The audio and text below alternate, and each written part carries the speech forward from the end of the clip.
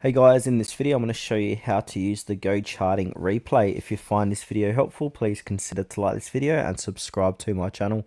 In saying that, let's just jump straight into the video.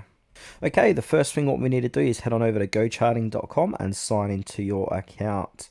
Then from here, choose what chart you'd like to replay. So I'm using Bitcoin USD for this demonstration. And now to get into the replay, we're going to see a little replay button or tab above the chart.